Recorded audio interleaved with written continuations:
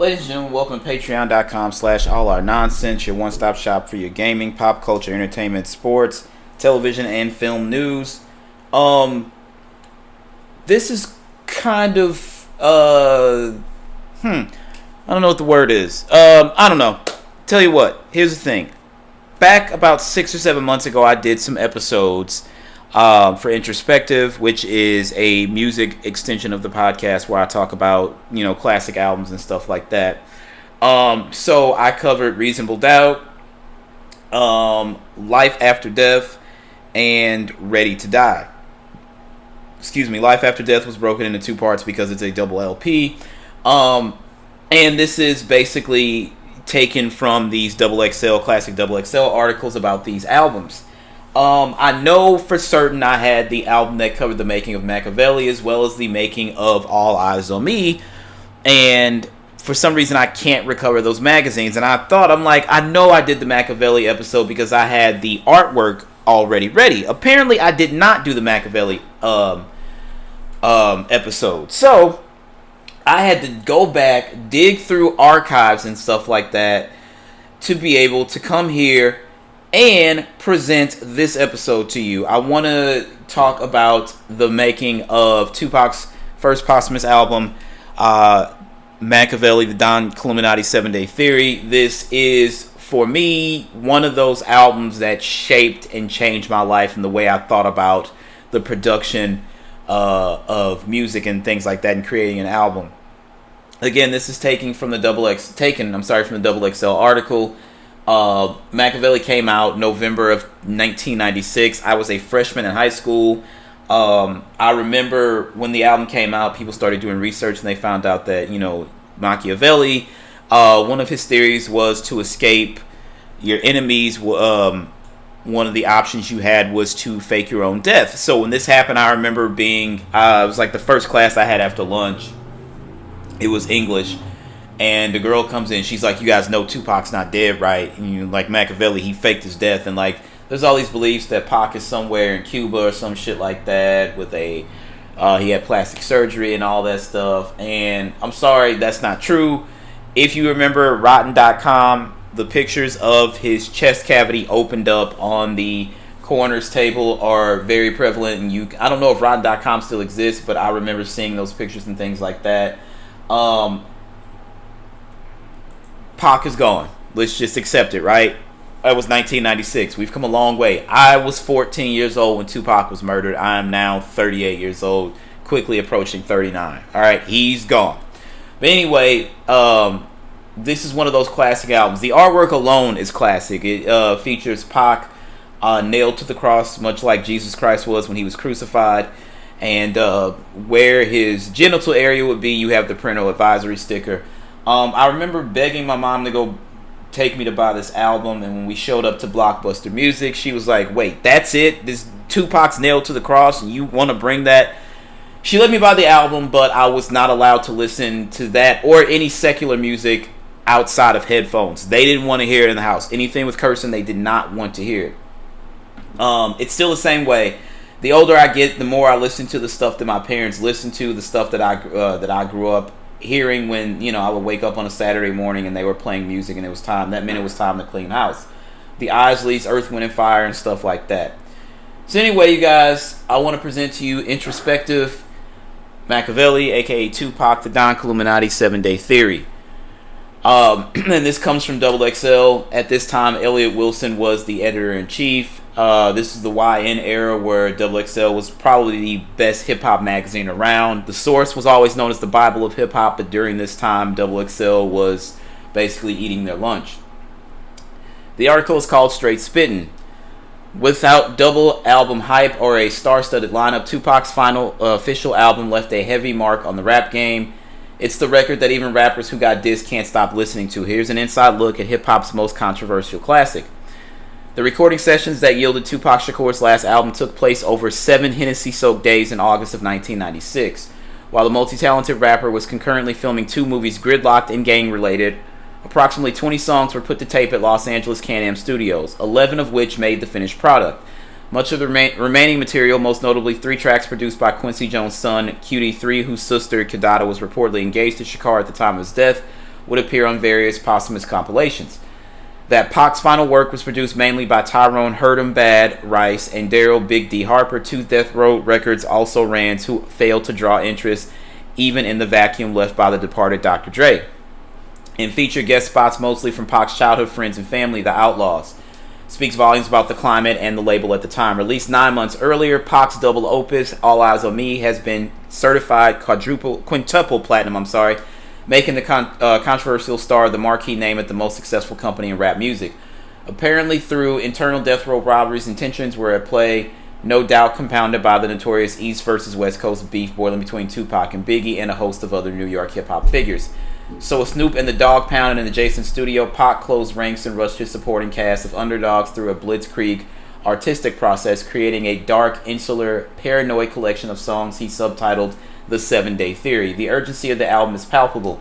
Many listeners have in fact suggested that Pac somehow knew that he was running out of time. I kind of feel like that, I'm not going to lie. The way it captures the raw morbidity of a man staring down his enemies is as powerful as it's downright disturbing. It's telling that Eminem, 50 Cent, and Busta Rhymes chose to remake Hail Mary as a diss record aimed at Ja Rule. When this article came out, the Ja and 50 beef was the biggest beef in hip-hop at the time. The Hove and Nas beef has started to die down. Today, Makaveli, with all its intended contradictions, remains Pac's fans' favorite memorial to their hero after his passing. 7 years later, XXL spoke to some of the people who were working so closely with Pac during his final days and got a track-by-track rundown of the making of a classic album. This article was written by Adam Matthews.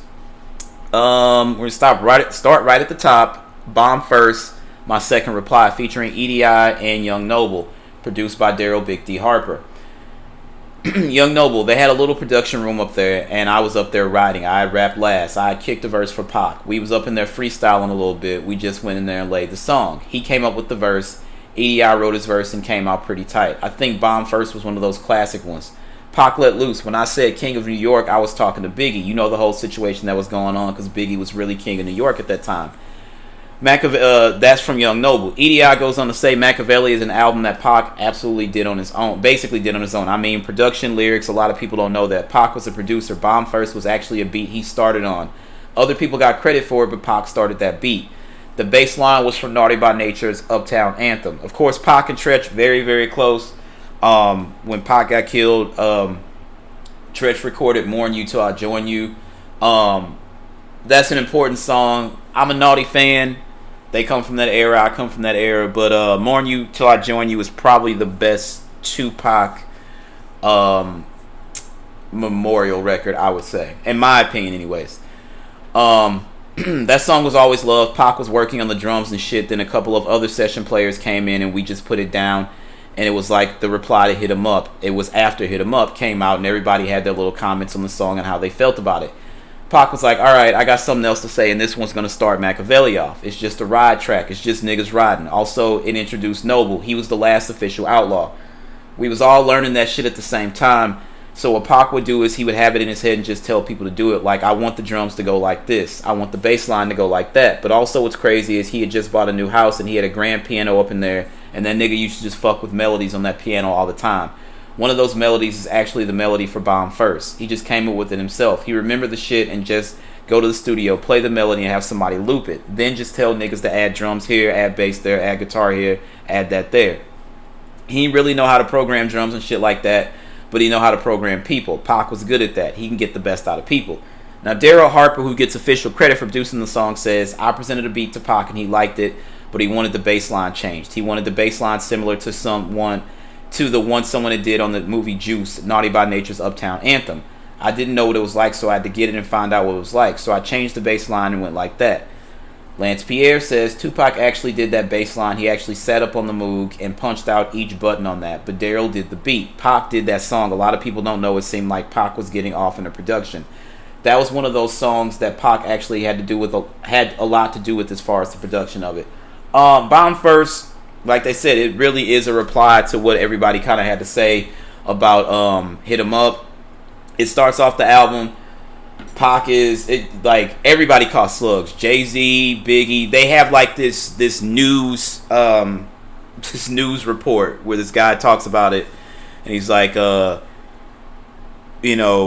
Tupac's released a new album under the alias Makaveli. You know, industry insiders are scrambling, trying to find out what's going on. The main question is why they get this nigga started. And this set the tone for the album. It's like, okay, dude is gone. We know this. Pac got killed. He got shot September 6th. He died September 13th. This is November of 96. We're getting ready for the holiday season, and Pac is like, yo, fuck that. Fuck Thanksgiving. Fuck your Christmas tree. It's time to go in. And Bomb First, he's just spitting shit. They were talking shit. It's a dope record. And it leads right into the second record on the album, Hail Mary, featuring Castro and Young Noble. That's produced by Hurt 'Em Bad. Young Noble says, when we first did the song, it was cool, but I didn't like that song like that. When it hit the streets, you kind of hear it through different ears. Hearing it after it came out, I was like, damn, that was an incredible song. I was just blessed to be a part of that. The studio had 2 big rooms and a little production room. Snoop and the Pound used to be in the back studio a lot. We go in there and we would just work. It would be a box of liquor every day. Cristal, Alizé. We was drinking that back then as young niggas. Drinking the Thug Passion, girls everywhere, weed, smoke everywhere. We just be making music. 3, 4, 5 songs a day, just banging shit out. Altogether, Hail Mary took about 30 minutes. It probably took 15 minutes to write it and about 5 minutes to lay it. We laid the shit. My verse was already written. I had it in my book. I wrote the last little hook part, Outlaws on a Paper Chase, that was going to be the hook at first. I had the hook already, and I was like, yeah, Pac, I got a little hook. He was like, no, we going to put that at the end. And then he came up with the Hail Mary shit. Pac, he wrote that from the heart. So it wasn't even like he was writing. It was like he was talking.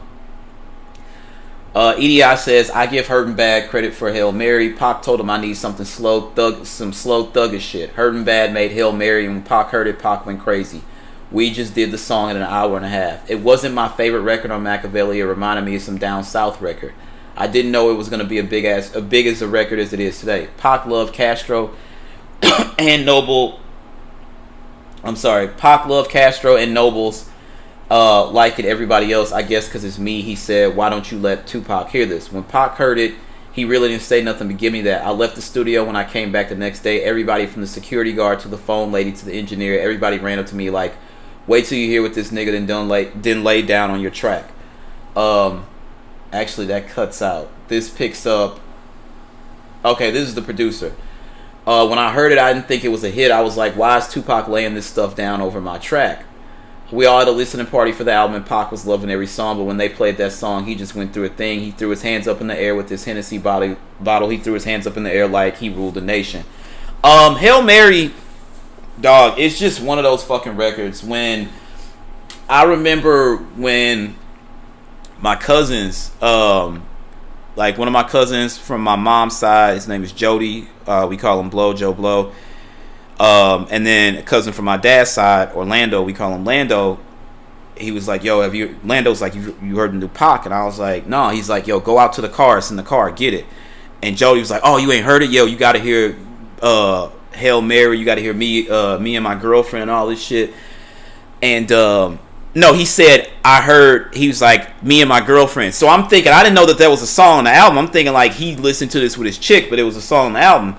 And they popped that shit in and hit play, and you would have thought dude was in the house with us. Like, you could feel. That's the thing about Pac. When he rhymes, he makes you feel the shit that he says. And that's why Pac is in a class all his own. There's some times where I'm just like, yo, I don't think Pac was that, dope of a rapper. And then I sit back and I'm like, and then I listen. I'm like, yo, like, I owe him a fucking apology. I owe his mother an apology. Like, Pac was in a class by himself. He made you feel every single bar.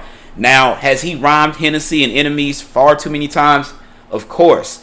But outside of that, Trading War Stories, everything on All Eyes on Me, all that shit, Pac made you feel every single fucking bar. And with conviction, the emphasis, he punched that shit into your chest. You felt that shit when it was all said and done. And I can put on this album right now, and I guarantee I'm not going to make it straight through. Hail Mary's going to get rammed back at least 3 times in a row. That's how fucking deep that song is, and it's still impactful. If you go, I tell you what, I'm pulling up Tupac on Apple Music, and I guarantee there's an essential playlist. Interestingly enough, Apple does not have Machiavelli as one of his essential albums, which is stupid.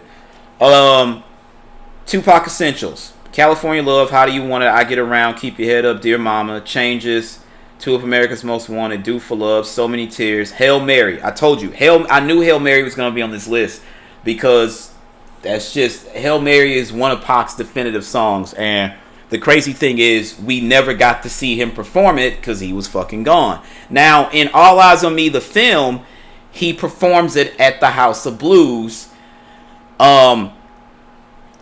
In my head, I'm like, that can't be accurate because the record wasn't out then. But a lot of artists will preview music when they do like little shows and stuff like that. If you remember correctly, and Cameron and the Dipset, they will tell you the story. And I remember it vividly. It was the 2001 BET Awards, and Jay-Z performed, and then he's like, new record, and then he goes into H to the Izzo.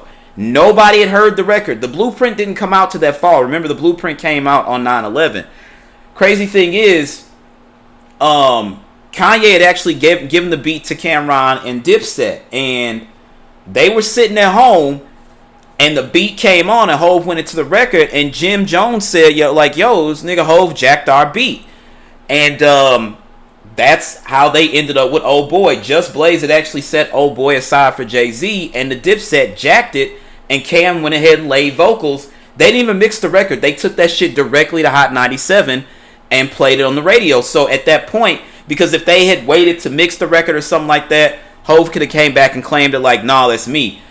Cam knew what he was doing. He took that record to radio immediately and forced them to make it a single, and the rest is history. But I'm trying not to get off on a tangent here. It's possible Pac actually could have performed Hail Mary at the House of Blues, because, like I said, this album was recorded in August of 96. He died early September of 96. So it's possible. If the record was done, it's possible. It's completely possible. Number 3 is Toss It Up. Pac has those records where he makes for parties and for ladies and stuff like that. Toss It Up is one of those dope ones. Just like I Get Around. Pac has got classics. And that's the thing. Pac really... Some people credit LL with being like the first rapper for the ladies, and I think you can say that. But the first dude that could make the dope shit, the hard shit, and the shit for the ladies, I would have to say that's Pac. And again, dude is in a class all his own because of that. So anyway, EDI says, Toss It Up features Danny Boy, Aaron Hall, KC, and JoJo. It's produced by Demetrius Shipp and Reggie Moore.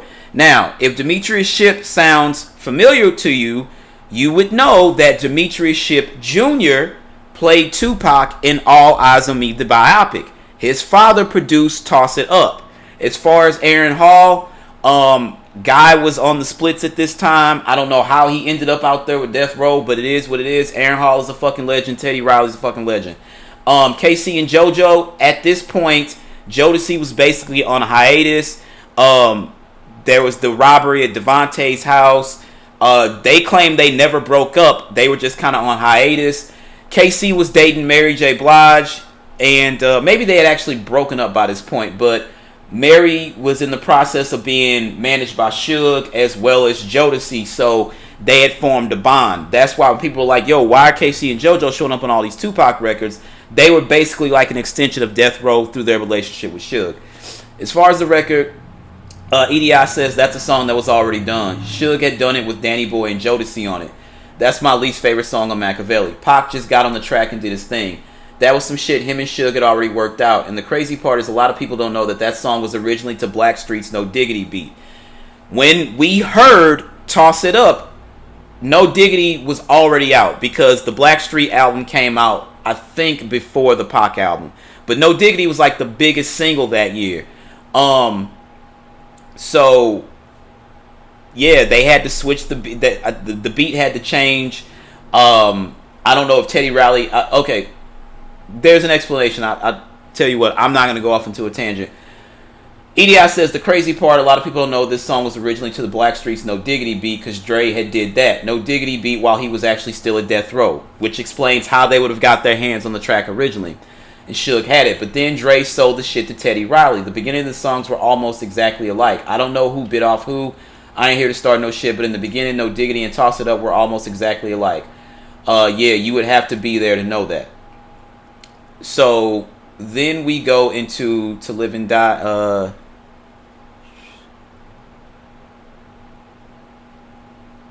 Oh, this is the rest of the. I'm sorry. This is the rest of the Hail Mary conversation. Um, so it ends. Pac loved Castro and Noble's part, how they changed the whole vibe of the song up on some outlaw shit. But really, I think he just loved what he was saying. It's some real cold shit he's saying. Seeing niggas coming for me to my diamonds when they glisten. Now pay attention. Rest in peace, father. Because he knew niggas was coming for him. At the end of Hail Mary, I just remember Pac shouting out Snoop. That's another thing that sticks in my mind. Because at the time, even with the tension, he still made it a point to shout out Snoop on Machiavelli. You got Castro in the background going, Machiavelli the Don, Don, Don. I thought that they just echoed it out. I didn't know that Castro literally said it 3 times. That's interesting. At the end of the song, when Pac is talking about his conglomerates, you hear Castro in the background going, Machiavelli the Don. Lance Pierre says that was the best song on the record. It was also the strangest song. What I meant by that is the way it came out at the end as far as the Machiavelli, the Don, and all that. Tupac used to do a lot of that ad-lib just talking toward the end of the song. I was mixing and none of that shit was supposed to come out like that, but it came out and it sounds good. I'm talking about the outro. When you hear K in the background, Machiavelli the Don, that was some extra stuff and that was a total fluke. The song was supposed to stop there, but it sounded good. So we just kept it and turned it into an interlude with the whole monk thing going on. That one turned out more than how we really expected to turn out. Heard Him Bad says Hail Mary actually only took me 15 to 20 minutes to create the whole beat. I just came to work one day. I was feeling good sitting behind the boards. I just touched a few sounds, man, and it was done. And as an engineer came into the room where I worked and he heard the track, I told him to put the headphones on. He looked at me, damn hurt, this sounds like a hip-hop funeral, man. When I do stuff, I don't be feeling it. I guess everybody else, because I guess it's me, he said, why don't you let Tupac hear this? When Pac heard it, he didn't really say nothing but give me that. I left the studio. When I came back the next day, everybody from the security guard to the phone lady to the engineer, everybody ran up to me like, wait till you hear what this nigga and lay it down over your track. When I heard it, I didn't think it was a hit. I was like, why is Tupac laying this stuff down over my track? We all had to listen and party for the album, and Pac was loving every song. And again, we went over this. They have it, so I had to find a PDF of this, and they have the pages of the magazine in the wrong order. That's why stuff is not coming out right, so I apologize. So we ended on page 112. To Live and Die in LA featuring Val Young, produced by QD3. Again, this would be Quincy Jones' son, Kadada Jones' sister. Pac was engaged to Kadada Jones at the time. If you're familiar with the family, obviously Quincy Jones is a legend. Kadada, I think, is kind of in the fashion world. Rashida Jones, very, very talented actress. Rashida was on Parks and Rec. She's in that movie with Paul Rudd where he's got all sisters and he's just kind of like a slacker. I can't remember, Our Brother the Idiot or something like that. I can't remember the name of the movie, but Rashida Jones is in that film. So, To Live and Die in LA, Young Noble says that was like a different California love. Pac used to love LA. Everywhere we went out in LA, it was nothing but love. When we go to the malls, the whole damn mall would be following us. It was like they really loved that dude out here. Now keep in mind, this is 1996. There are no camera phones and nothing like that. There's only so many cell phones that exist. But still, at the height of your fucking popularity, being Tupac Shakur, the biggest rapper in the game at that point, make no bones about it. Big was big. Nobody knew what Hov was going to be at that point. Nas was still the man. Wu-Tang was different. They didn't care about all the flashy shit. Pac was the biggest fucking rapper in the game at this point. To walk around the fucking mall like nothing, he was truly a man of the people. Before Pac died, he was at the MTV, the VMAs that year in 96. He was walking around New York, in Central Park, mind you, and the streets of New York with a briefcase full of cash and just giving it to homeless people in the streets. Tupac was a man of the people, and that's why everybody loves him so much. He spoke out so much for the inequalities of black people, and that's why we love him the way he do, because he was truly about us. And he always said, I'm not saying I'm going to spark the revolution, but I'm definitely going to spark the brain that start the revolution. And you can't name me anybody in the black community who happens to be a leader, especially at this day and age, when you talk about LeBron and you talk about like LeBron, of course, even the new rappers, Kendrick, Cole, all, you can't name me anybody that is a leader amongst the black community now that was not directly fucking influenced by Tupac. I dare you to try. You cannot. Everybody, all the big ones have mentioned Pac. Drake literally has a toilet in his house that when you flush it, Tupac plays in the bathroom. He influenced all of us. Pac is a god. He's literally like, he's the incarnate of God sending Jesus to save man. I'm not saying God sent Pac here to save us, but like, Tupac is in a class all his own. But anyway, getting back to the song. It was like they really loved that dude out here. Even to this day, we be in the streets. The essays, they love us to death making it. We were drunk as hell with a whole bunch of girls in the studio. We were getting head in the bathroom, all types of shit. It was never like we got to buckle down and work, because even if we smoking and high, that whole time we was working. Every Pac song you hear, that's how we did it. Basically smoking, drinking, having fun. I don't think niggas did one song that took over an hour to make. Pac was working on Gang Related at the time. And what's the other one with the white dude when they were supposed to be dope fiends? Gridlock. So we get up and go to the set.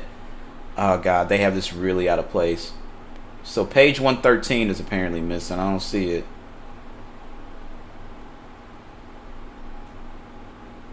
Yeah, page 113 is missing. So the rest of that story is out of here. I apologize. I can't find my copy of this magazine. Oh no, wait, here it is.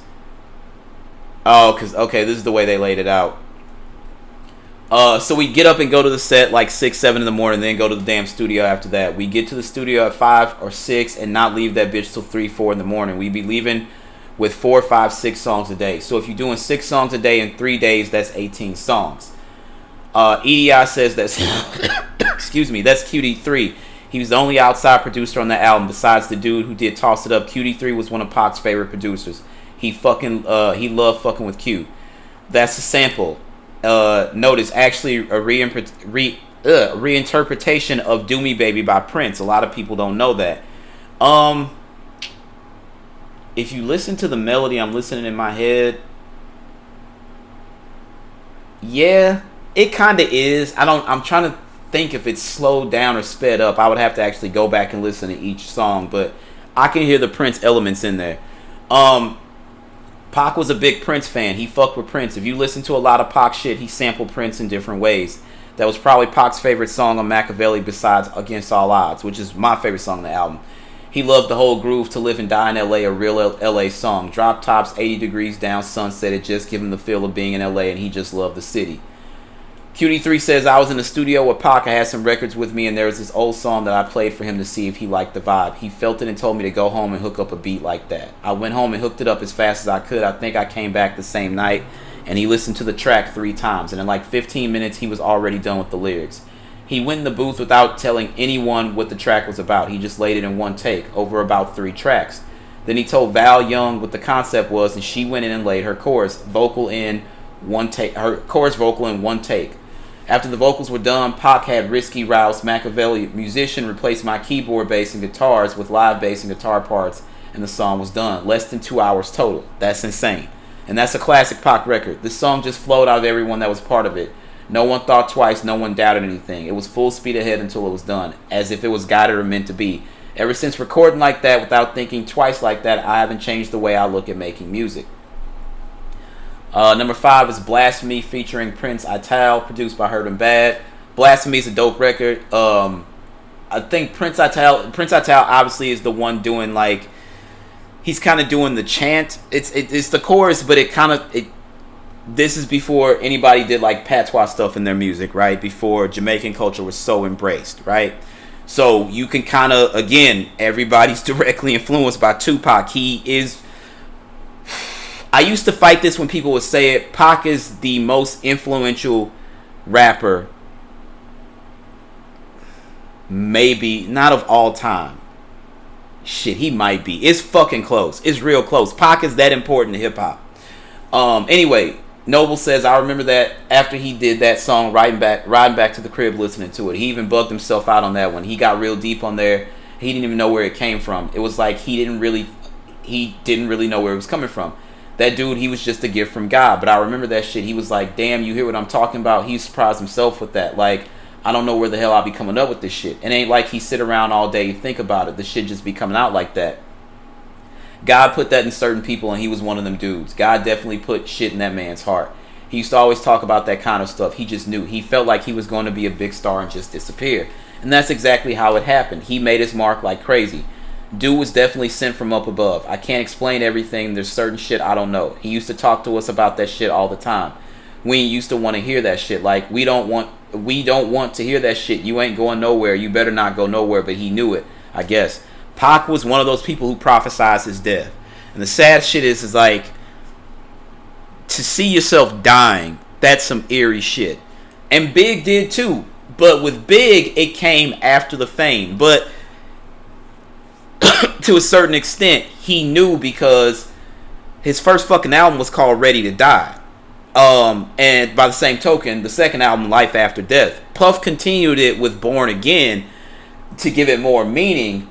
But to name your album Ready to Die, to end your album by you shooting yourself, and then to open your second album with you flatlining and calling it Life After Death, that's some eerie shit. They both knew that death was stalking them. And to be gone at 24 and 25 fucking years old, that's crazy. If I'm gone at either of those ages, I never become a father. I never accomplish. You guys never hear my voice. You never hear me doing this stuff. This podcasting never happens. And when you think about it, like somebody, like they said, if Malcolm Little was murdered at 24, 25, we would have never known who Malcolm X was. He would have been still known as Detroit Red. That's some eerie shit. But he knew. He fucking knew. Like, every detail of the album. Like, Pac approved the artwork well before he died.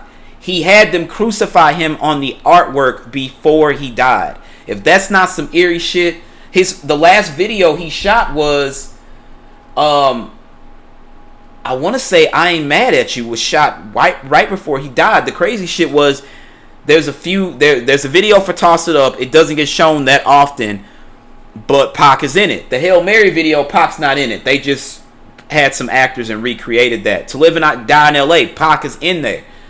Think about all the videos he shot. It's like he shot that many videos right before he died, like he knew he was running out of time. That shit is eerie. And in one video, I Ain't Mad at You, to have yourself get killed and you show up and you perform in heaven for fucking Red Fox and Jimi Hendrix and shit like that, that's some eerie shit. Pac saw it coming. He is, and that's why I say, and just like he said, he literally was sent from God for us. He was. Because without Tupac, we don't have the protests that we've had over George Floyd or Trayvon Martin, a lot of that stuff. Pac was the voice that sparked that, even from the grave, or his ashes, when the Outlaws, the Outlaws put his ashes in a blunt and smoked that shit collectively. If that's not the illest shit ever. But nobody was doing, there was the Million Man March, but protesting, we don't have that without Tupac. He literally was the first voice of this generation. He was our Martin, our Malcolm, our Mandela, all those rolled into one. And he was a fucking genius. He was a fucking genius. But he really was a revolutionary. And he told his mother that when he was young. He's like, I'm going to be a revolutionary. And that's even in the fucking film. But anyway, Edie says, if you listen to Blasphemy, there's a girl saying a prayer at the end of the song. That's Castro's sister, Jamala Lassane, who's also Pac's cousin. It was a little family thing. She was just up in the studio and she was I could just say this at the end of the shit. Pac heard what she was saying, was like, go ahead. And she ended up on the album. Blasphemy is a deep song featuring Ital Joe. He passed away a few years ago in a car accident. It reminds me of Hail Mary. It's one of those deep spiritual things. A lot of time in Pac's music, he was talking to us because we was so wild and out of control, just so caught up in the rap lifestyle. I think a lot of times he wanted to snap us back to reality, like, it's real out here. It's not all fun and games. He used to say that shit a lot. So Blasphemy is one of those songs where I feel like he was talking to us on some personal shit. Lance Pierre says that was another song that was weird in the studio. Late night, candles burning, vibe is just like what is going on here. Number 6, Life of an Outlaw, featuring the Outlaws, produced by Makaveli and Daryl Big D Harper.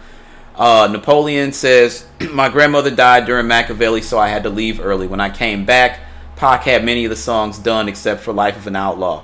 The only song that I'm on. It was just me, Edie, Castro, Noble, and Pac in the studio. I remember the beat came on and Pac got one of the guys from 6 Feet Deep 6ix9ine to do the hook. He said, I'm going to do this song to let people know, beware that the Outlaws is coming. It was like an introduction to the Outlaws album we was going to do with Pac.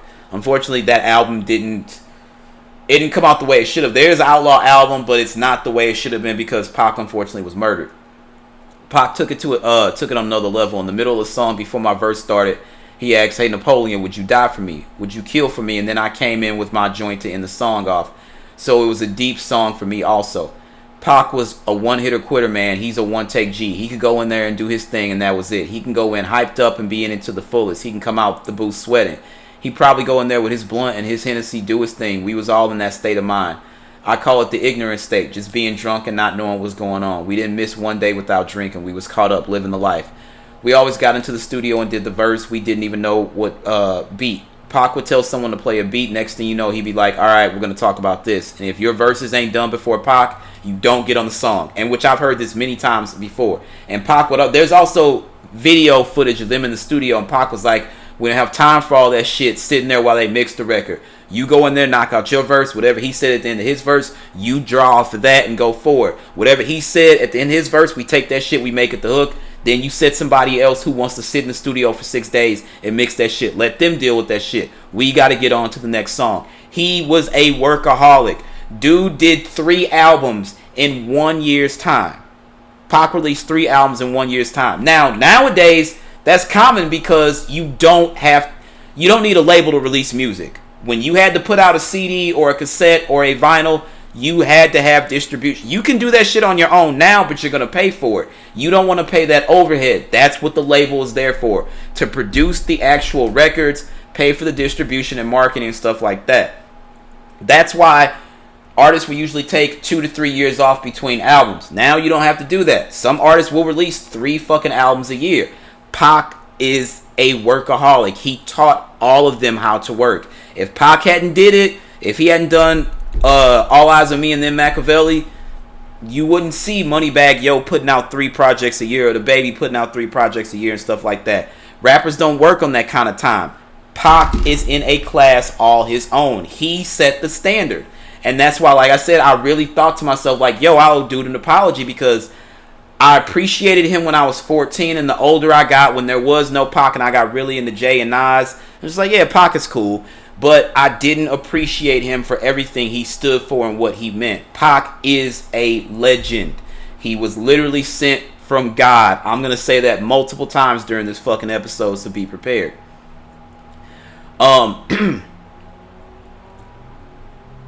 So he, so I'm sorry, going back in, Pac was like, I already got 1 verse done. Y'all don't got no verse. You ain't getting on the song. We just had to write, man. Try to keep up with this dude. He put the beat on. We'd be like, damn, let's get a head start. Some of the songs he would take to the neck, man. Life of an Outlaw, he was gonna do 1 verse. He was like, I'll finish 1 verse. Y'all ain't ready. Then he started writing another verse and do that verse. He would have kept going. He would have took over the song and did it himself. Pac was one of those dudes in the studio where if you mess up, he get angry. Like, he wants you to go in there and do it as is. But sometimes Pac will go in there and not even care if he mess up. You know how he be doing a dub and you hear one of his voices come on before the other. He keep it like that. And he would. And that's why Pac's shit sounded so raw. You could tell the records were mixed. But a lot of people would go in and polish them and be like, fix that ad lib. And Pac's like, no, leave that shit there. I want them to feel it. He'd be like, keep it like that. He'd go in there, do it, and get out. The work we done, it was professional in Pac's way. He'd do his thing, and if he messed up on the dub, he'd keep it. He'd say, we'll fix it when we mix it. Edie says Pac actually played the melody on that song. He's not credited for it, but he played it. It's a little keyboard sound that you hear in the background. He's playing that. Any session player that was involved with Machiavelli will tell you that. If they don't, they're definitely lying. Daryl Harper says we started working kind of exclusive, like it was me, Pac, and Tyrone who was hurting bad, and we was always together when it came to the studio. He would lock the door, and the other people got jealous of it at Death Row. They got a little bit peeved that he was spending days in the room with us. Certain people started claiming it was favoritism going on. Pac using our beats, but the ironic thing was before Pac actually gave us a shot, we had been presenting the tracks to everybody on the label. Nobody would take them but new people that was just signed to the label. People that would probably never get an album out. Nobody would even take beats from us. Matter of fact, they called us the whack room until Pac started taking our beats. Then people started complaining to Suge that they were only giving Pac beats. This is true. There's another interview where Pac starts to work on this album. He didn't want Snoop around because there was tension from Snoop going on Hot 97 with Angie Martinez and saying, when Angie asked him the question she had to ask, just like when she flew to LA and asked Pac, she had to ask everybody about it because the East Coast West Coast thing was the biggest thing in hip hop. That literally went on for like 2 years. It probably didn't end till, I will say, the end of the East Coast West Coast beef. You would have to mark that with the beginning of No Limit Records taking over. That's where it changed. And then Snoop eventually joined No Limit. But I will say No Limit effectively ended that beef because nobody was really tripping off the South other than Outkast and a few people that were with, I say Outkast, MJG, and 8Ball. You know, but the South, the way the South is now, it definitely was not like that before. I mean, you had Ghetto Boys and Rap-A-Lot Records, but they weren't as big as some of the Southern artists like Lil Baby, Gunna, Thug, Future, all those boys. Like, the South wasn't looked at like that. Like Tip, Jeezy, Gucci, all those. Like, any of them, it would be crazy if I ever heard like an interview where one of them didn't like say that like Master P is important to hip hop, because he is, because without Master P, none of those dudes from the South really get a shot. P is very important. And you have to credit P and his business approach and the way he attacked the game with basically, because he put No Limit. Death Row would release an album and it'd be maybe a year before you heard another Death Row artist. No Limit literally released an album every month for a 2-year span. He forced us to listen to him. He put them right in our faces. And then once you open the album insert in the liner notes, he would have the artwork for the upcoming albums coming from No Limit. He built anticipation that way. So, you know, Angie asked Snoop how she felt about Big and Puff, and he said, those are my homeboys. And Pac was fucking furious. So when they get back to LA, shit is really bad. They're really tense and they're not really fucking with each other. And actually, that interview happened right before the Tyson fight, and that's where Pac was shot. But they were beefing over some other little petty shit before that as well, and that was pretty much the end of it. But yeah, somebody said that they were at Can-Am, which was the recording studio, and Ali from TDE actually purchased that studio, so shouts to Ali. But anyway, they were just looking for beats. Dre was gone, and the Outlaws were like, there's nobody here, and Pac was like, yo, go get them niggas out the back. And that's what they called the whack room. And they were like, nah, he's like, nobody ever works with them. Like, there's never been a hit record come out that room. Pac was like, I don't give a fuck, go get them. And they gave us Makaveli, which is a classic. Crazy thing is, a lot of these dudes didn't get a lot of work after this because they kind of pigeonholed you to working with one guy. The super producer era hadn't started. The only super producer in hip-hop at this point was Dr. Dre. Everybody wanted to work with Dr. Dre. Primo and a lot of the guys on the East Coast. And you could say Puff was a super producer, but not in the vein that he actually banged out the track or anything like that. Puff, much like Pac, would hear the melody in his head and tell somebody, play it this way. I want the drums to sound like this. I want this sample. From my understanding, Irv Gotti is decent on the drum pad, but he's not exceptional. Gotti's the same way. I want it this way. I want this song. I want the drums to sound like this. I want the guitar here. Jermaine Dupri is about 50-50. He can do it. He can program it, but he can also have other people play instruments and stuff. So the super producer era hadn't started. So when you work with primarily one guy, they kind of pigeonhole you to that. So that's why you really don't hear these guys doing a lot of real big production after this. Number 7 is Just Like Daddy. It's another song for the ladies. Pac actually says only for the ladies at the beginning of the song, so you know what it is. Features the Outlaws. It's produced by Hurt and Bad. Contains a sample of Impeach the President by the Honey Drippers. Edie says Just Like Daddy is a song that was done for the Outlaws album. Pac was trying to teach us how to do some shit for the bitches because all our shit was hard shit. Now, I'm going to tell you this story. So my cousins, we were in the process of recording, and they didn't understand why they couldn't do hard records.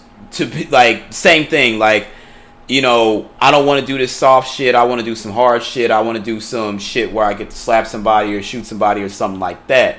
They didn't understand how radio records work and how to make radio friendly songs, and you needed to do that to sell your album. And also, in order to sell your album, you have to make songs for ladies, because those are the ones that are gonna buy your album.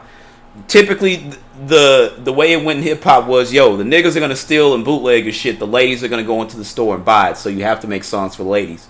So I know for sure Pac told them this, and Edie's just basically reiterating that.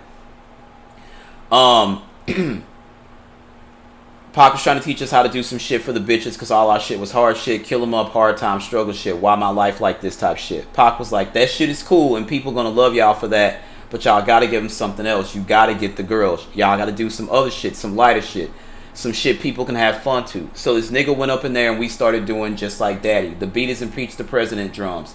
Heard 'em Bad just had them shits looping. Pac just started singing melodies like, play this melody right here, play this melody right there. Then Val Young came in, I want you to sing. He's like, Val, I want you to sing this shit right. This is the hook. Then we got a love song and shit. Boom, Just Like Daddy for the honeys. Lance Pierre says, Pac always used Val Young because he liked her voice. It was a little raspy, gospel sounding voice. Val Young has an excellent voice, and you should just go back and listen to some Pac, because on those Death Row albums, the lady that you hear in the vocals singing, that's all Val Young shit. She is important to Tupac's time with Death Row. She's as important as the Outlaws. I would say she's actually more important than Dre, because we find that Dre actually didn't produce a lot of the stuff. I would say Daz, Val Young, and then Dre, right? And then you put Suge in there because he was keeping the fucking lights on and signing the checks. But anyway, number 8 is Crazy featuring Badass. That's produced by Daryl Big D Harper. I want to say rest in peace to Badass. He passed away either last year or the year before. Badass was from LBC. He was basically part of Snoop's crew, but not exactly. But Badass was dope. He was one of those West Coast rappers a lot of people slept on. So rest in peace to Badass. West Coast fucking legend. But anyway, Noble says we were supposed to be on that song, but we took too long with our verses. Badass was up in there chilling with us. Pac used to like Badass. He had a nice flow. And Pac threw Badass up on there, and I'm glad he did, because Badass did his thing on that motherfucker. That's one of those classic Pac songs too. Time Goes By, Puffin' on Lie, got a nigga going crazy. The melody's dope. At first, when I first heard it, I didn't like it, but I'm like, yo, this is actually really, really fucking dope. Noble says we had started writing this shit and we was taking long. Pac was like, who got something? Badass, you got something that fit perfect, so it was meant for Badass to be on that song. We had already been on a million Pac songs. That was his way of motivating us. Like, if y'all ain't ready, then you don't make the song. That's why some songs you might hear one Outlaw on there, or you might hear 2, or you might hear 3. Because when the song just got just about done, if niggas ain't have no verses, we were scratching that and going to the next song. Pac was surrounded by a lot of controversy, and a lot of people be thinking that he's that way, but that dude was really all about love. He loved his family, he loved the kids, and he loved black people to death. That dude was really all about love. That's why the streets love him. Through all that shit, through all the beefing, when I think about Pac, I don't think about none of that shit. I think about love. This nigga had so much love in his heart, it's ridiculous, and you hear that shit in his music. Edie says, Badass is another cat who was around a lot. He loved our music, so he always came through. Pac was a fan of BA. Pac wanted us on that song, but the beat was so slow, we was used to rapping on the up-tempo shit. We wasn't really vibing to it. Here comes BA, the hands of fate just swung that nigga's way. Pac was like, you got a verse? Write a verse to that. Badass was like, I already got a verse. Pac was like, get in there and kick that shit. Daryl Harper says, EDI was interested in the beat from Crazy because during that year, there were a lot of planes crashing and churches burning. He wanted to speak to that situation. EDI thought that beat that I had would fit that, so I brought Pac in to hear it. Pac loved the beat, but he didn't hear it for that. He put another hook on it. Badass just happened to be coming by the studio when we were doing it. Pac looked at him and said, you got a 16? He said, I have a 16. He went in the booth and got busy. Lance Pierre says that song wasn't really put together, it was just a beat. Kevin Lewis, who actually produced, who was actually the project coordinator, he's related to jazz pianist Ramsey Lewis. He was there and we kept saying, man, this is not a song. He said, but Tupac wants that song on the record. I said, man, I got it mixed, but it's still not sounding right. He said it just needs some piano. So he just went in there and he just played according to the vocals. The song turned out a lot better than it would originally was. Now I'm kind of interested to hear the initial version without the keys on there. That'd be really, really interesting. The next song is number 9, White Man's World, produced by Daryl Big D Harper. Young Noble says that was one of those that Pac was just expressing himself on, just being a black man. Pac had a love for white folks too. Pac had a love for people in general. Edie says he's talking to his sister. It's kind of personal, so I don't want to get in the personal side of it, but he's talking to his sister and he's talking to his mother. It's a personal record. I think it's like an open letter to his mother and his sister. He's like writing them from jail. He's really just apologizing for a lot of shit. At 25, we're all trying to grow up and change and figure out shit. A lot of people don't remember that dude was only 25. That's still a kid, really. 25 is a real young and mature age, but at the same time, he had the responsibility of a 40-year-old. He had the responsibility of a whole family, a whole label, and at that point in the game, Death Row was on Pac's shoulders, and he knew it. Dre had left. We're still waiting on Snoop's second record, and Snoop is just getting... Johnny Cochran had just got Snoop off for murder. So, yeah, the weight of Death Row was on Pac's shoulders. Now, Edie talking about... He's talking to his sister and his mother. If you guys don't know, Edie actually has a baby with Pac's sister. I think they're still together. I'm not sure, but they would have been brother-in-law had Pac not unfortunately been murdered. So for somebody like Edie to speak on that, I think he deserves the place to say, hey, this is what's going on. This is why this record sounds like this, because he would have been the closest to the situation. Daryl Harper says, Pac wrote the hook. I did a beat. He liked it. He wrote the melody and everything for the hook, and I sung it. I wasn't really happy with a lot of the stuff on it because he didn't let us do a lot of parts over. On White Man's World, I could hear my backgrounds are kind of off there. I'm like saying something twice or something. But Pac said, that's it, that's the song. The song's finished, wrap that up, send it down there to get mixed. It's a lot different now with digital audio workstations because you can mix during the recording process.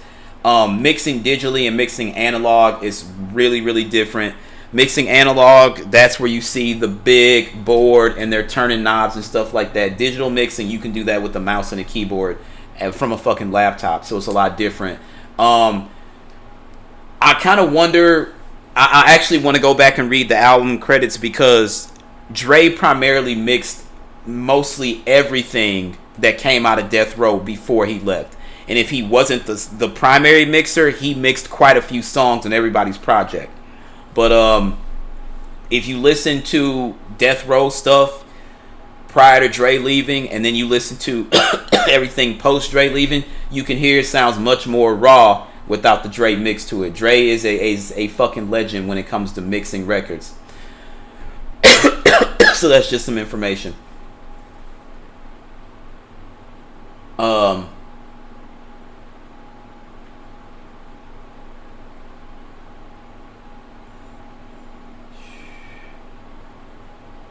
So the next song is number 10, Me and My Girlfriend, produced by Makaveli, Big D Harper, and Heard 'Em Bad.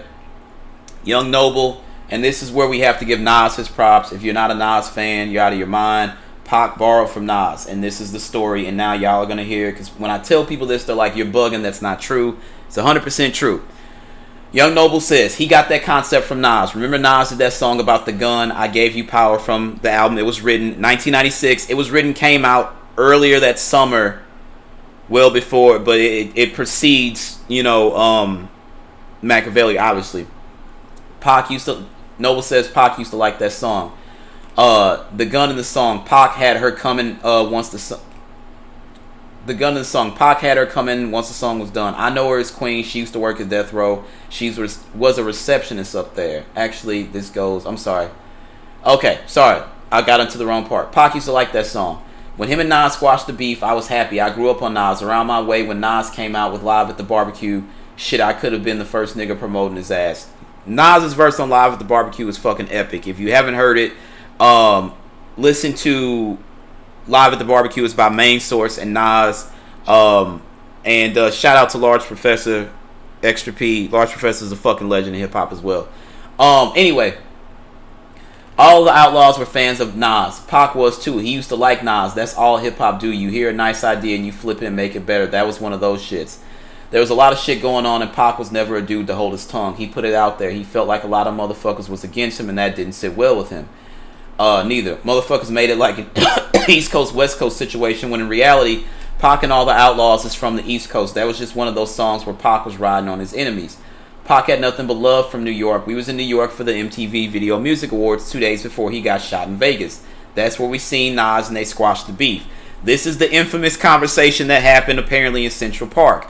Snoop says he was there too. It was Snoop, Pac, and the Outlaws. Not all the Outlaws, but some of them.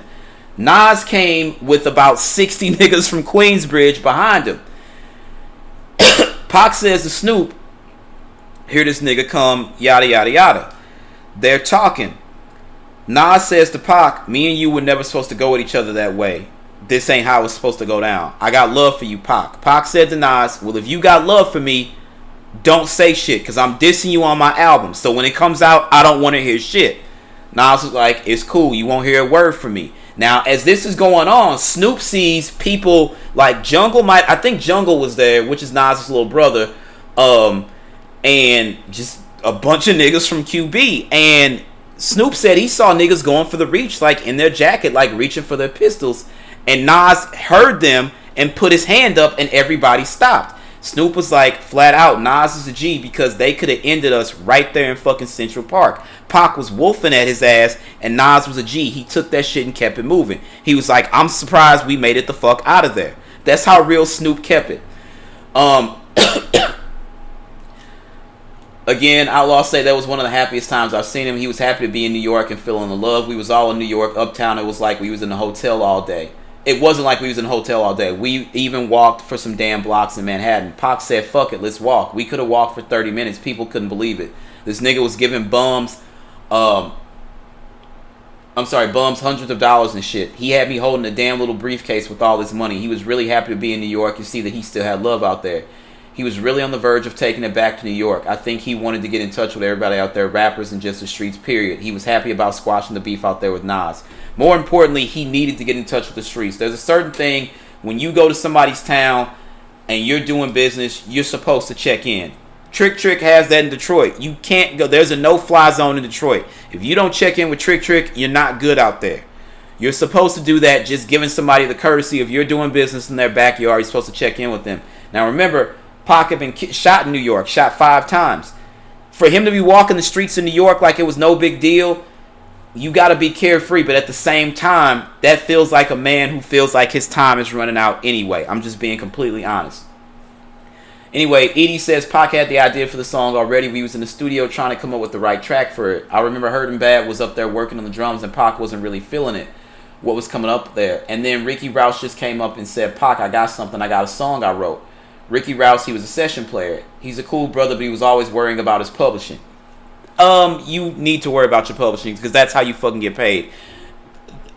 This shows that even when this article, because this is 7 years after Pac is killed, this is 2003, so the Outlaws were younger than Pac. Pac was 25, so maybe the Outlaws could have been about maybe 30 at the time when this was written. I don't know, but let me see. Let's see how old Edie is.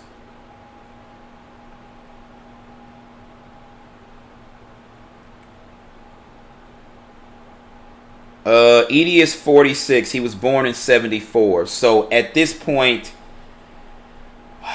at the time Pac was killed, he would have been 22. And then 7 years later, he'd have been 29. So like I said, around 30, right? You need to worry about your publishing. To say he was always worried about his publishing is a silly thing to say. That's what's going to feed your family after you're gone, your children, grandchildren, etc.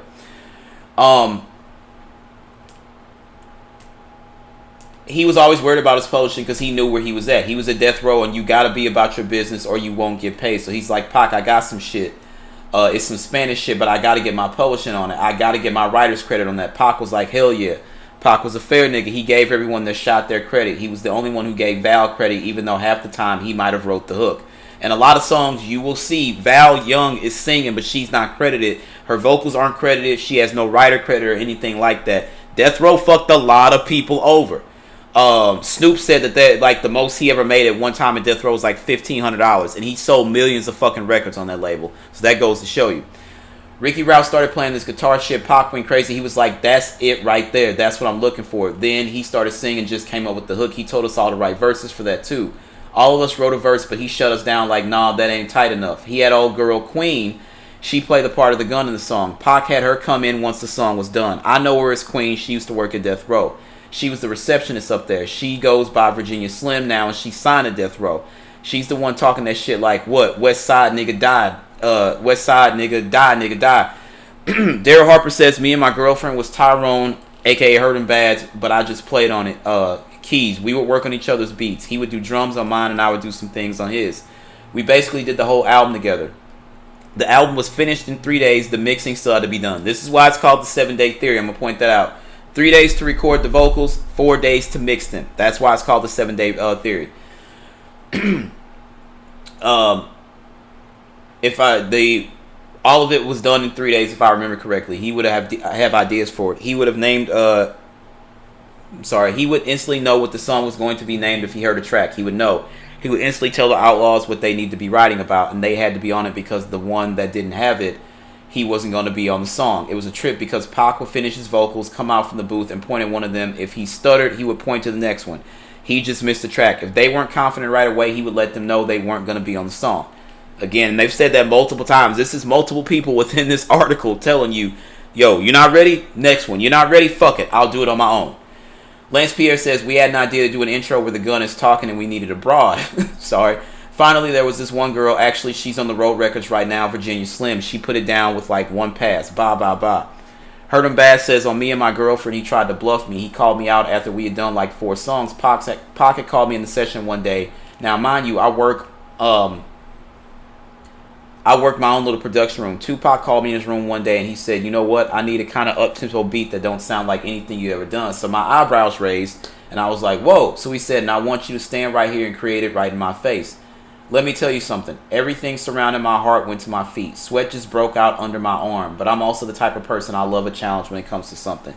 Do you know what I'm saying? So Tupac said, right now in my face. So I started from scratch. I told the DJ to sample a kick and snap from the keyboard. Everybody was looking at me like, what? Looking at me crazy like he don't know what he's doing. Before you know it, I have the drums going. I look over at the guy with the bass guitar. I told him to come in with something and I gave him a little rhythm. He came in with it. Before you know it, Tupac was on his couch. He had this look on his face like, I don't believe this guy. By the time we fade the guitar strings, he was up on the floor like, yeah. Every time he'd get a track that he liked, he would listen to it and come up with the hook in his head. Then he turned around to the Outlaws and say, here's the hook, listen to this, and he came up with me and my girlfriend. Classic Pac record. What the fuck can you say about me and my girlfriend? Also, I love the fact that they acknowledge that Pac got that concept from Nas. Again, my advice is this. Listen to I Gave You Power and then listen to Me and My Girlfriend. I Gave You Power, again, it was written. Me and My Girlfriend, of course, is on Machiavelli. So you should listen to those songs back to back so you can see and you can pick up on the intricacies and things like that. And you can see where Pac directly took and borrowed from Nas. And he took Nas's idea and kind of flipped it and made it a little doper. So anyway, that's one of my favorite songs. Down to the last 2 songs on the album. Number 11 is Hold Your Head featuring Tyrone Rice. Edie says that shit remind me of some Me Against the World shit. That's another one of those melodies where I sat and watched this nigga sing to them like this. Play this. That shit just came together. Hurtin' Bad did the drums. You got that piano shit is some real soulful shit, and that nigga just spitting that real shit that Pac was famous for.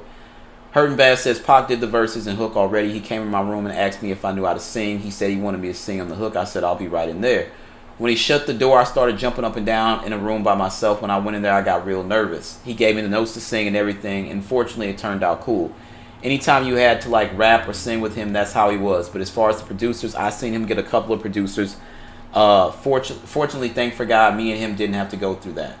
I've seen him get at a couple of producers. I apologize. Fortunately, him and I didn't have to go through that.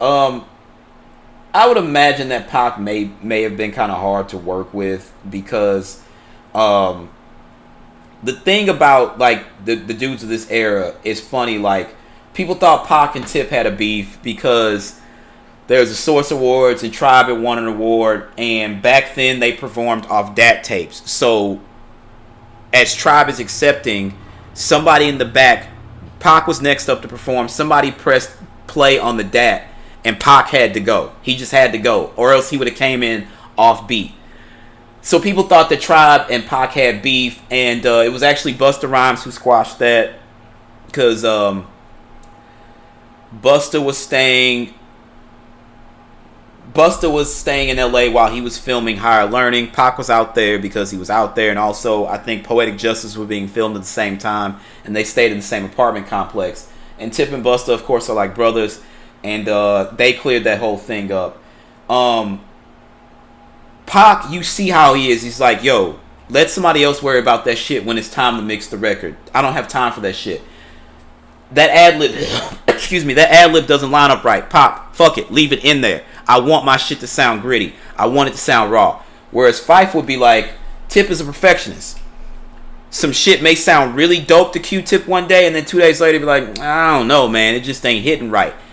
And that's why you see, because Pac, the way he records, that's how he was able to knock them fucking albums out like that. But Tip, that's why you better feel fucking privileged when you get a Tribe Called Quest record. I'm here to fucking tell you, because between Beats, Rhymes, and Life, which was I'm sorry, Beats, Rhymes, and Life wasn't the last album. The Love Movement, which was 98, till fucking 2016, we didn't get another Tribe album. Think about how fucking long that is.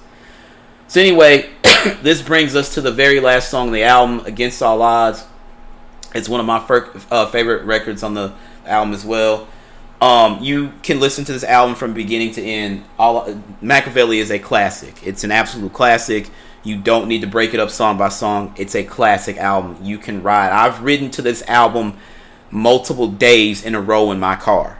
Like, let me put something on. I put on Makaveli and I will ride that shit for a full week. But I'm like that with a lot of albums. I'm still an album person. Playlists are cool. Individual records are cool. But I'm still a guy that believes in the idea of the album. So the finale is number 12, Against All Odds, produced by Machiavelli and Hurt 'Em Bad. Edie says that just closes the album out. A lot of people don't know it's a replay of the cameo song, The Skin I'm In. Pac probably listened to it on the way to the studio, came in and played that shit for Hurt 'Em Bad, like, I want that bass line right there. Hurt 'Em Bad played that shit on the keyboards. I don't want to take nothing from none of the producers, but they all know Pac produced that record himself. Almost every note that nigga was humming to them niggas. Every drum kick, every beat, snare, hi-hat, that nigga was telling niggas what to play. Hurt 'Em Bad says on that song he was going at Nas and his other adversaries. He was getting his weapons for war, his arsenal ready. The day we made that song, Tupac said, I need a war song. I want to go to war. He gave me an hour, then came back and heard the beat, and he wanted me to add that cameo song bass line. Once it was in, Pac started snapping. This is it. He called the Outlaws in and started reciting the hook. This be the realest shit I ever wrote. While Pac was doing his vocals, he wasn't just recording his vocals. He was also kicking over the music stand, hitting the microphone. There was a vibe in the room. We all knew what was going on. As Pac started reciting his lyrics, we was just looking at each other like, uh-oh, here we go again. Against All Odds would have been one of the early records recorded then because they saw Nas in New York at the VMAs. Nas tells the story another way, that they saw each other backstage, and he went to dap Pac up, and Pac was like, alright, whatever, and Nas was like, alright, man, do your thing, and Pac was like, alright, you too. There was tension, and then I guess they met in the park later on to squash things. Pac told him, I'm dissing you on the next album. Nas was like, alright, whatever, no doubt, no big deal. And that was it. And unfortunately, like I said, the album was recorded in August. Pac was killed in September. The album came out in November of 96. It was weird for me because, again, this is my freshman year of high school. This is where you start to kind of ascend in maturity into the next step, right? So my freshman year is earmarked by Pac being murdered in the beginning of the year, and then basically while I think I may have been on spring break or close to it, Big gets murdered, right? So that's just, it was a strange, eerie time. So, I mean, it took, till 98, it took a whole year later for Jay to come through with Hard Knock Life to change shit. It really changed things, and we got back to having fun in hip-hop. And then a lot of people didn't like that. The shiny suit shit. Puff did the shiny suit era. A lot of people didn't like that. You had DMX come through and bark on niggas. And then everybody was getting along, and 50 was like, nah, fuck that. And he brought beef back into the shops, and everybody said, a lot of people said that Ja versus 50 felt like Pac versus Big, and a lot of people, if you look at it, did 50 win the war? Yeah. To my dying day, you'll never be able to convince me that Curtis is a better rapper than Jeffrey. Ja is a much better rapper than 50. I don't give a fuck what y'all say. And I know there's going to be comments when this goes up on YouTube, and that's fine. If you go through their catalog, if you take out, understand, number one, Ja made commercial records because Ja came behind X and J. Gotti used X and J to get Ja on, right? Because he needed, like, Can I Get Her was Ja's song. Irv played it for Hove. Hove was like, that's cool. They were in the Def Jam building. Hove got downstairs, called Irv from his cell phone, like, I need that record. And Irv was like, that's Ja's record. And Ja and Hove spoke, and Ja was like, you can keep the record, just let me get a feature on it. And that's why the way that we were introduced to Ja Rule was through Can I Get Her? But it was originally his record. X was tearing shit up, and the game changed. People were getting along, and then 50 was like, nah. Boo Boo was just not fucking having it. And people forget How to Rob came out, and then 50 put out How to Rob, and then he got shot. And then the whole I got shot 9 times, and then 3 years later, here comes Good Rich or Die Trying and all this shit. But till my dying day, if you take out the commercial radio records that Ja did, and you take out the commercial records, because 50 like literally did the same thing. That's the thing. Like, people forget, like Ja said on the Breakfast Club, they were like, did it bother you when 50 started making the records that he shitted on you for? And he's like, yeah, he basically told y'all pizza was the worst thing in the world, and then he fucking turned around and sold y'all pizza. And people forget how big it was. You could not turn on the radio without hearing Murder Inc. 3 or 4 times within an hour when Ja was at his absolute apex.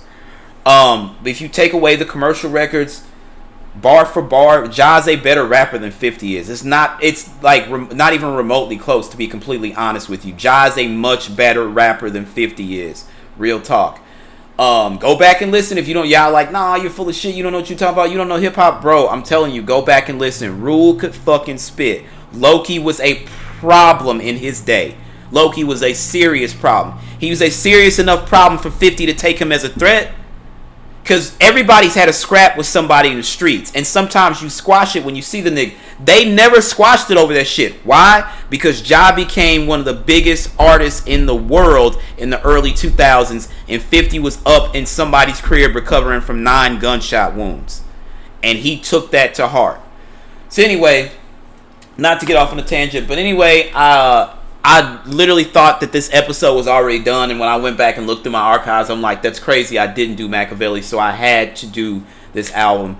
I'm going to work on getting the All Eyes on Me album done too, and of course, because it's a double album, it will be a 2-part episode. Book 1 will be covered in its own episode, Book 2 will be covered in its own episode, and we will actually cover what led up to that album. Suge and David Kenner going to Rikers and getting Pac out of jail, and them doing the handwritten contract and the whole 9. But anyway, as always, my name is Derek. I appreciate you guys for your listen. Tell your friends, patreon.com/allournonsense. Peace out.